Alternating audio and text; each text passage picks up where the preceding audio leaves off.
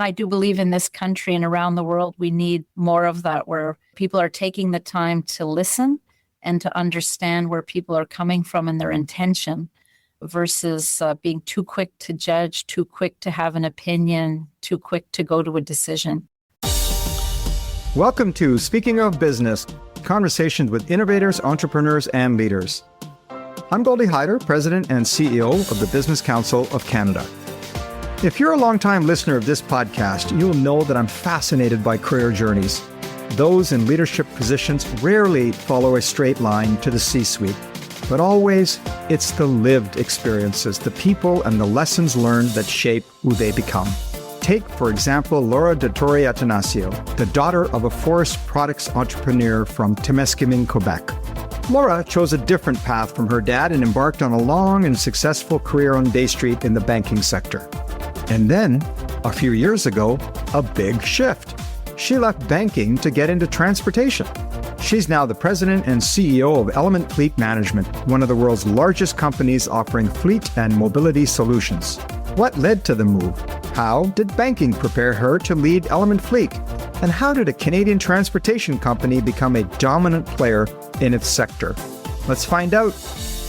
Welcome to the podcast, Laura. Hi, Goldie. Thanks for having me. Thanks for doing this. Look, I mentioned in the introduction there that you grew up in a small northern town in Quebec. Tell me how that helped shape who you are today. Absolutely. So I was actually born in Timmins, Ontario, the home of Shania Twain, and grew up in Témiscamingue, Quebec. So just outside of North Bay, Ontario, so border town. The greater Témiscamingue area had about 2,000 people in it. And so that is where I grew up with my family. So predominantly French-speaking, large Indigenous community, and grew up there until I went off to university. You mentioned French, you mentioned Indigenous. A lot of those are major issues in our country. How has that upbringing helped shape the way you think about some of those issues? Well, I guess probably have a good solution, if we could, would be to move us all to small communities and have us live close to one another and have to exchange with one another. And I'd say that's been the biggest benefit to me growing up in a small community. You really don't have a lot of alternatives. There's nowhere to go. You're limited in the number of restaurants, people that you know. You know, I went through school every year, the same 31 kids, year after year after year. And so you have to get to know the people in your community and you have to help one another out. You need to be resilient. You need to understand one another. You need to figure out kind of how to collaborate to make things work for the community. You don't have the luxury of, like, when you're in a big city where you can just decide you're going to do things on your own.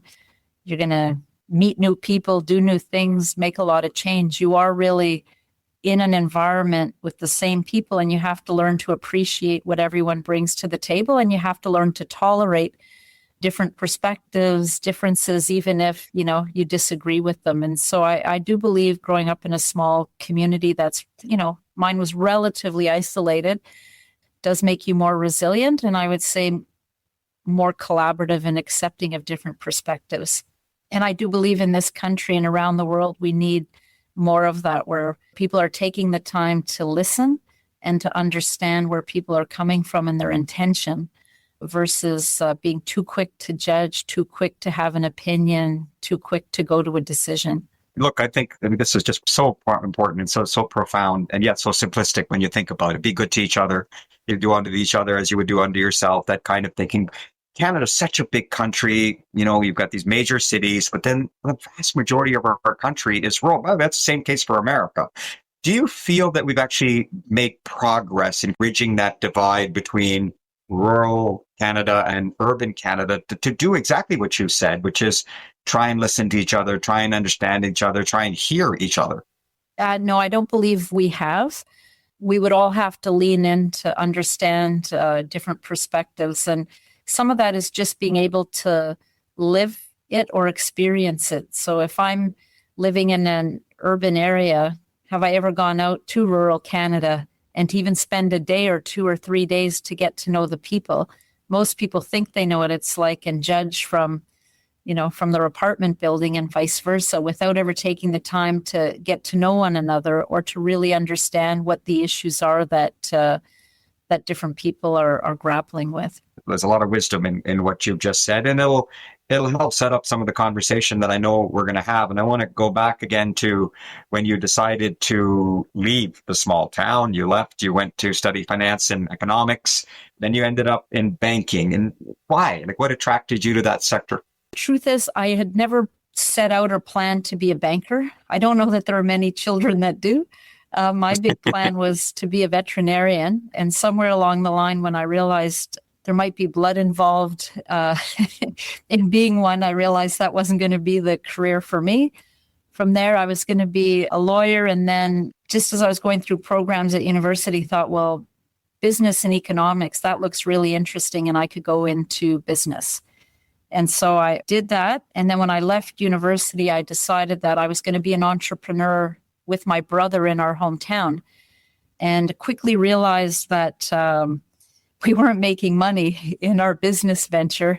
And I really hadn't learned a lot at university, at least not anything I needed to be successful in a startup. I thought, well, I got to learn finance. So I'm just going to go work in an accounting firm, and then I can learn this and I can be more useful in the business, because I was going to do all the admin finance part. Anyway, I started working in an accounting firm. The business didn't quite work out. My brother and I weren't really compatible in business. And after having done about 2 years in accounting, I realized that this really wasn't for me, that I wanted to do finance. So I started applying for roles in banks, and I got an offer from National Bank in Montreal back in the day. And I took that role on, and I've just been incredibly fortunate, quite frankly, throughout the years to have had so many opportunities to learn different things, work with wonderful people, and just work in all kinds of different areas, both at National Bank and then at CIBC. Talk to me about that experience and how things have evolved over your career. How long do we have? Banks are wonderful, wonderful training grounds. Banks are so broad, and because they're so highly regulated with the first, second, third line of defense, when you're in a bank, you learn how to do things really well. And if you don't, there's always someone that will remind you how well to do it. And so great learning opportunities. A lot of wonderful people like that are really good at what they do, and so many different areas and complexities within a bank. So you can always be, I would say, learning and growing. And I'm someone that I'm always ready to take a little bit of risk and to try new things. And so, a lot of just putting my hand up to try different things. And then people, quite frankly, giving me the opportunity to give a few things a shot has helped. And just people giving advice, whether I asked for it or not. I found there were always a lot of people that either felt the need or wanted to share sort of what they thought needed to be done better or differently for me to be successful, or they would share their own stories of their own experiences of what worked or what didn't work. And so I also got to learn a lot from other people. So without having to make some mistakes on my own, I found that a lot of people were really good at sharing their own learnings. So you, in the career for how long in banking? How long was that period? A long time. A long time. I think it's been about 30 years in banking. And then one day, you thought, what I really want to do is I want to run a transportation company. Walk me through, how did that happen? Did you think about it? Did you say, what, why would I do that? Or were you, willing to take that leap? So when I first started in banking, a very long time ago, as I said, it'd been more than 30 years I'd been in banking. I can remember in my first 2 years with the group of the folks I was working with, I had signed on a little piece of paper that I would only do 2 years in banking to get my learnings. And then I was going to go out and do my own thing. And I had a colleague witness it for me. And I kept it on like a little piece of paper. I think I still have that piece of paper that I kept in. You call it the broken promise? Is that what you call it? That's right. And I never left because I had so many wonderful opportunities to learn and to do things. I think I'm a great change agent, and I've had the opportunity to take on a lot of those different roles.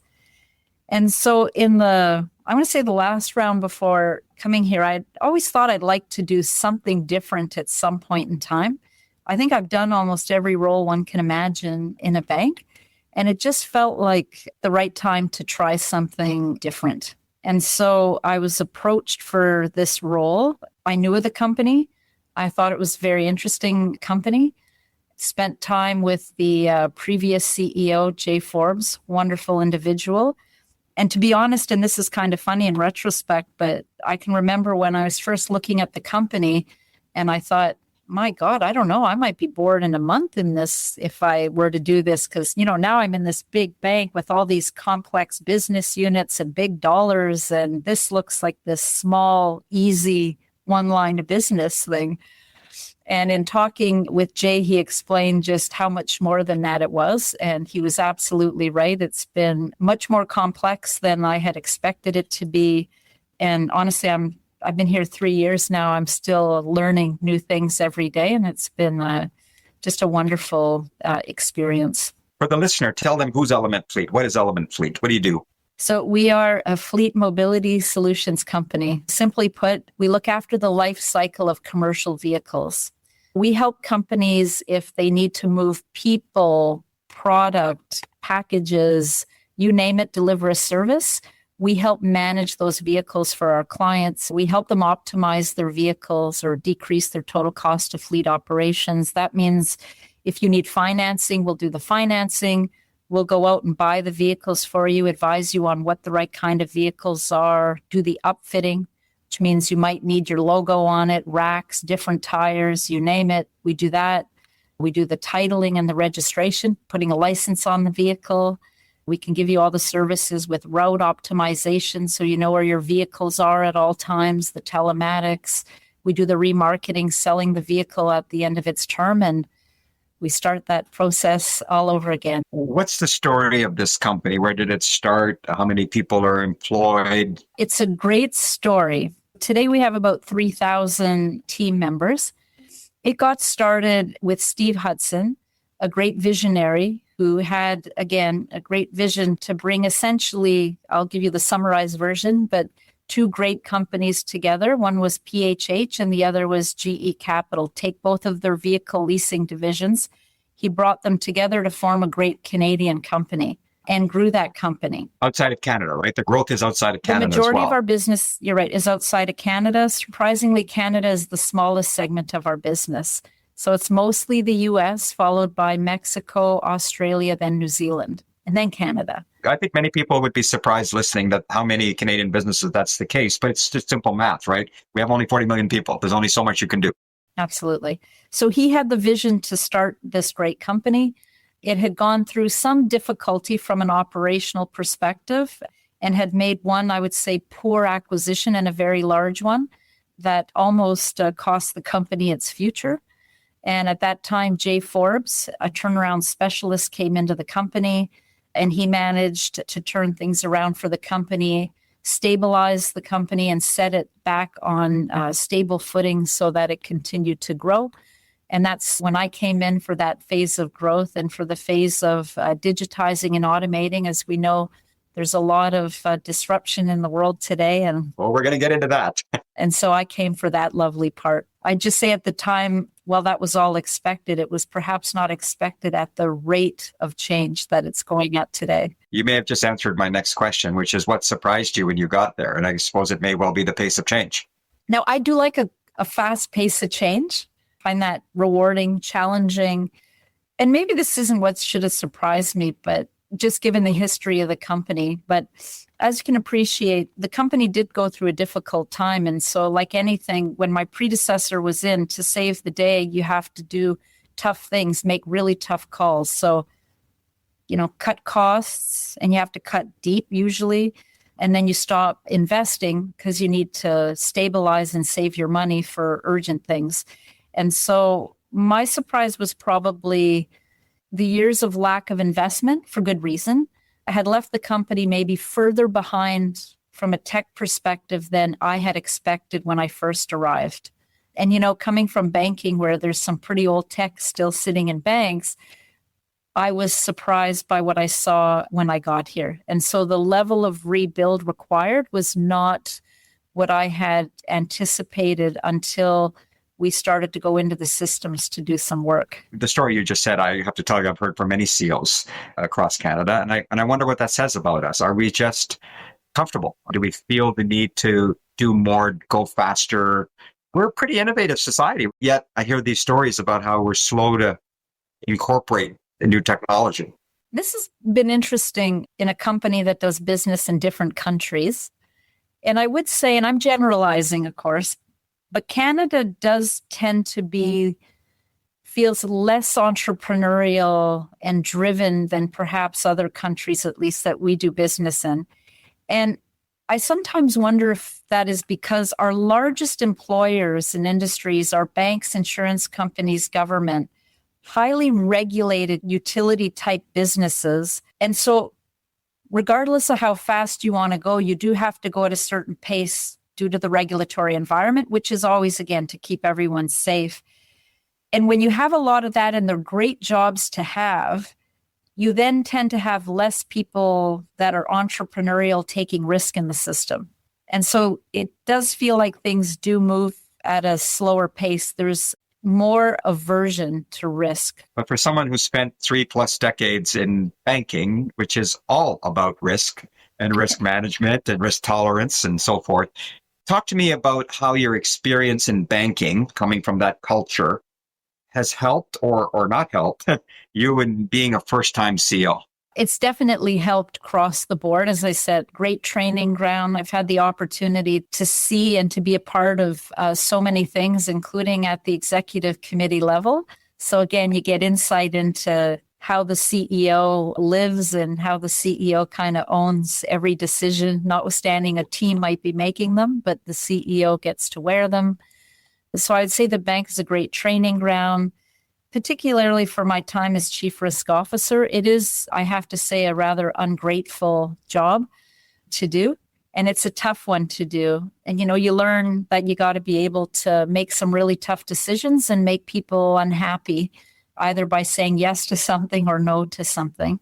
And, when you are a CEO, you get the joy of making the final decisions that are going to make some people happy, others not. And you live and die by your decisions. If you made a right one, that's great. If you made a wrong one, then it's your decision and you own it.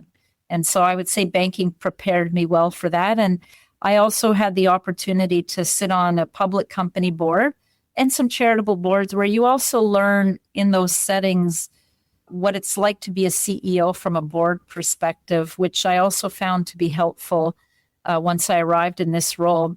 But I should point out, and I'll be forever thankful to my predecessor, Jay Forbes, but when I arrived, he and the chair of the board at the time, David Dennison, set up a transition plan. So we had 3 months together where we worked side by side in a transition plan, where I actually sat alongside Jay. We went out to see all the investors and I just listened, watched him go, watched him do a quarter earnings call, the prep, the whole bit, almost shadowing. And then when we went to the next one, just as he was about to go, then I took that one on. And that transition period was super helpful to get real insight into the company, the culture, the decision-making. And it really helped, I think, from an investor perspective, ensure smoothness in transition, where our investors didn't have to worry that, oh my God, there's a new person here. Who knows what they're going to do relative to the other person that we knew well, because we spent time together to show that it was going to be an orderly transition. Did you feel the pressure? Did you feel the shift from, you're on an executive leadership team, there's someone else who's going to make the final decision, and then that someone else became you? A lot of people say nothing prepares you for being the CEO. And honestly, until I was CEO, I probably scoffed at that a bit, but it is true. Nothing really prepares you for being in that role. And I'm very direct and I love when people are, and I love being on a team. And I always say, we have to effectively challenge one another. And if I have an idea and it doesn't make any sense, say something, let's duke it out. I do get final vote, but I want to hear. And, you sometimes think, okay, by saying that and people know you well enough, they'll do it. But the minute you're in that role, all of a sudden, people are thinking twice before they do effectively challenge and say things, notwithstanding how comfortable you try to make things. And that, I believe, as a CEO, is something continue to work at, because you're only as good as your team. 100%. And so it's important 100%. that your team feel absolutely comfortable saying what needs to be said. Well, one of those conversations that I suspect is taking place around your ELT, the executive leadership team table, is got to do with the impact of innovation. How are you thinking about what's happening and how is it going to make your business transition to this new world? So technology, AI impacting everyone. So we have that going, which I would say is a phenomenon affecting everyone. I'd also add in the automotive sector, it is a space, and Mary Barra, the CEO at GM, I think had said it best, maybe 2 years ago, but she said, the automotive sector is going to see more change, in the next 5 years than it's seen in the last 100 years. And so it's an industry that was already going to go through change. And I would just say with AI and a lot more focus on this industry, there's just a lot happening. And so gone are the days, I think they were gone a while ago, where you could come in, make some, a few decisions, management changes, and then, kind of sit comfortably for a 2-3 year period. I think the pace of change is constant. So we spent a lot of time, we have had to go from being a very traditional type of business to really being much more tech forward.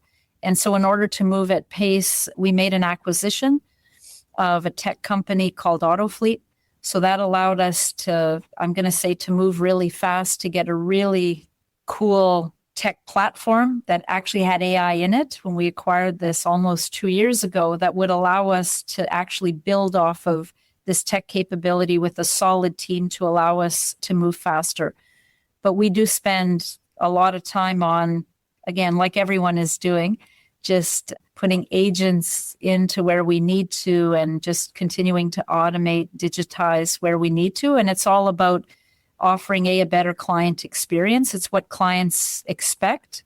And we want to make sure that we're delivering at or above expectation. And so that is a big part of all of our worlds. And we've all spent the time we need to on learning AI, creating our own agents to make sure we really do know what this means, and then to see how it can be value added to our client base from a service perspective.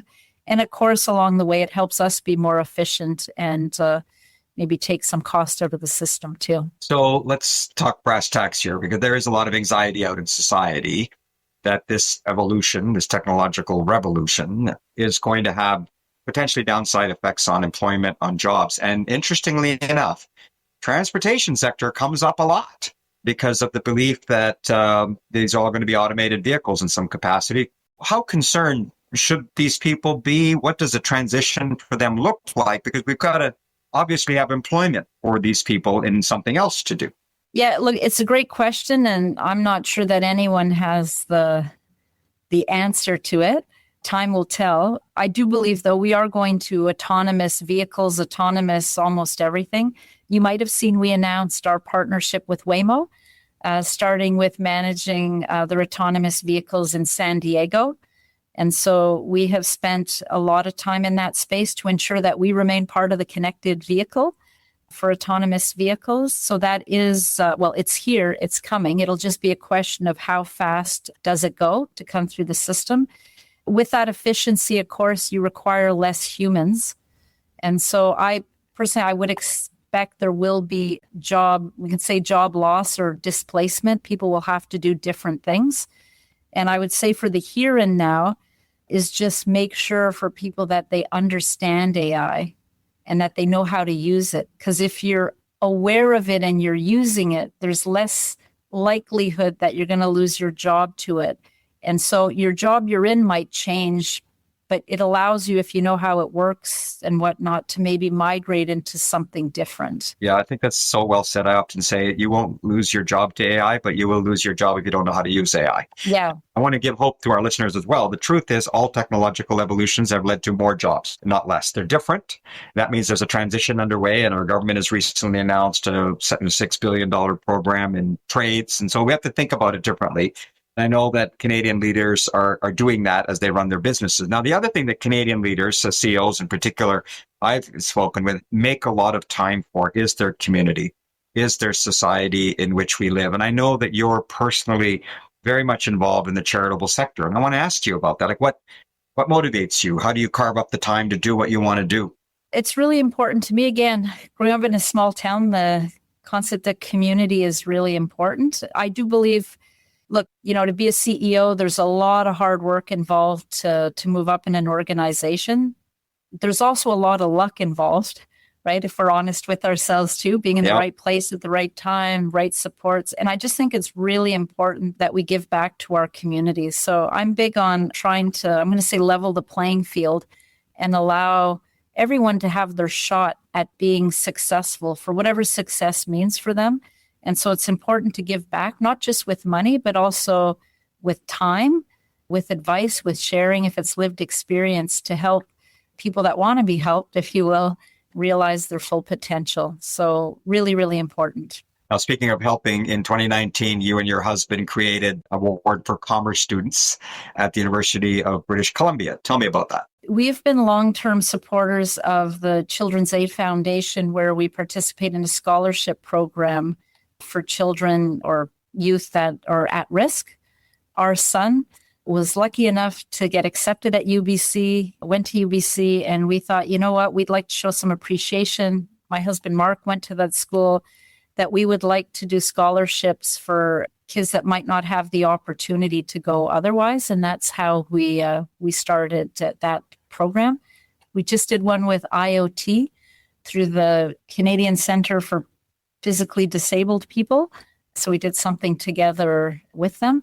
And so it's just for us, it's really important. Like, education does help level that playing field, and it allows people the opportunity to do things they might not have been able to without education. Well, you and I are both parents of adults, children with disabilities, with developmental disabilities or otherwise. And I've often said to my daughter, you're one of the lucky ones, because they've got you as a mom or me as a dad or my wife and so forth. But it's not the same for everybody else. And I'm just wondering, how is it that as a parent of someone with a disability, even though you're able to provide, that you think about doing things for others? Very fortunate to have the means to provide. I think being aware of that and having the means, though, makes it that much more important, because you live, like you and I both know what it's like, that you do a bit more living day by day and worrying about the future when you're not there, and you want to make sure that your child is well looked after. And so it's thinking about what can you do today to help people that may not have the same means, for people that have disability. And it's also recognizing, I would say, the ability in people with disability. Way too often, especially if you don't have someone with a disability in your life, you feel sorry for people. And you see people, they look away, they'd rather not see it, they feel uncomfortable, they feel bad, where they should be going more towards it. And I always like to look at not just people, but everything with, where is the possibility in this? Like, my son might be intellectually delayed, but there's still a lot of things he can do. And so I focus on what can he do? And it's no different for typically developing people. If you focus on what people can do and really well, you can do so much more than if you spend your time focusing on all the little things they don't do as well. Because no one's perfect and no one's ever going to be perfect. But if you focus on the positives and the things people do well, I just think as a society, we could accomplish so much more. And it just goes back to all of the diversity, inclusion, different perspectives. I don't know about yourself. I get so many insights and learnings from my son with a disability, because he sees life completely different than I do. That, again, just helps with how you think about dealing with issues, to come up with solutions and whatnot. And I just think we'd all benefit from, if we could all maybe spend more time there, lean in. Like, we're merging 2 locations of ours in Toronto in September. And we are going to have an area where, like our barista bar, where we'll be hiring people with disability. And those are things that we can do. So we're creating jobs for people with disability. And I think, we're doing it. We're a small company with 3,000 team members. We're going to do it in all of our locations, starting with Toronto. Everyone has the ability that runs a business to give back to their community in really interesting ways that can allow people's perspectives to change, to allow us, I think, to do better things together as a country. Well, thank you for sharing that. I think that's just so important. A lot of time people call it disabilities, and I know the community will say we just have different abilities. You know, Exactly. the abilities are different. And as a country, we have, I think, over 700,000 people with declared a disability of some sort, but they're potential workers. They're productive members of society. Nothing has made my daughter feel more of having a purpose than her job. That is the most important feeling for her, that sense that my sisters have jobs and now I have one as well. And so I think as a country, we have to think about how to utilize the labor force at a time in which, despite all this talk about AI, everywhere I go, people are like, I still need people to do things. I still need that labor. So thank you for sharing that story. It's kind of a nice way to get to a place where I do like to ask the CEOs that I speak with, you know, when you think about Canada and what kind of a Canada we want our kids to grow up in, whatever their abilities to grow up in, what's your hope for them and for Canada? I would say that we continue being who we are. Canada is a wonderful, wonderful country, wonderful people. We have incredible diversity and inclusion and even a sense of belonging in this country. We're respectful of one another, accepting of one another. We all manage to kind of be our own people, but within a society that gets along in a respectful way. And there's all kinds of opportunity in this country. When you look at the richness that we have, not just in terms of what's in the ground, our natural resources, our people, we have highly educated people, an incredibly diverse workforce. And as we know, with different perspectives, you can do a lot more with that. So I think we just keep doing what we've been doing. And what I'd like to see us be able to do, and this is what I worry about, is if we could continue to have a really strong middle class and not have the haves and the have-nots. And if you look at the stats, you see sort of the rich getting richer and the poor getting poorer. And the K economy, so to speak. Yeah. So we're losing that middle class. When you start to get that, you start to see more violence, divergence of opinion. And back to where we started, no one's meeting in the middle anymore and listening to different perspectives, and no one understands where other people are coming from. And that starts to lead to a lot of conflict. And so we just have to keep sort of what makes, I'm going to say, Canada great in terms of how wonderful we are at living together and listening to one another. It's what our focus needs to be on. And I think it's even more important now, given a lot of what's happening in the world. There's just a lot of hate, a lot of opinion, a lot of not listening. And we need to get back to where we're active listening and listening to intention, not just words, so that we can continue to be who we are and what makes this country great. Well, I can tell you that people listening to this podcast have surely benefited from your sharing. It's inspirational, and I thank you for it. We do like to wrap up with a few rapid fire questions. We're taping here July 2026, first week of July. So FIFA is going on. I'm just wondering, are you watching any of the World Cup? Yes. And is there a favorite team? I love all teams. Oh, no, I'm not going to let you get away with that. Here, with my Italian heritage. I was going to say, they're not even here. I was going to say, I would have cheered for Italy, but they never made it. And so they never made it. All right. I'll let you go with that one. Okay. Favorite part of Toronto? You know what would be, I know it's going to sound odd, downtown, the lights in Yonge Street. From a very early age, growing up in Temiskaming, and I would watch much music, and all the great things happened in Toronto. And it was like, if I could ever get to that big city. And to this day, the office I have, I can see the CN Tower because we're right downtown. And if I'm out at a dinner and I come back to the office to get my stuff, I turn off the lights. I still do it today. And I look out the window and I think, wow, I'm like in this big city, and it's a beautiful city. Small town gal struck it big. Well done. Favorite part of Canada? Favorite part of Canada? Yeah. Where do you like to go? I'm going to have to say Temiskaming. Again, Canada's a beautiful place. Again, natural resources, lakes, beautiful. Like to go home, to go out on the lake, to go out into the forest on a walk is, again, it's a beautiful thing. Everyone must do it. Now, you mentioned much music. I watched that as well. I remember Erica M, the VJ, and all of that. So why don't we end with the question, favorite music? What's your favorite music? Oh my, rap music. Rap music? I did not see that one coming. Tell me more.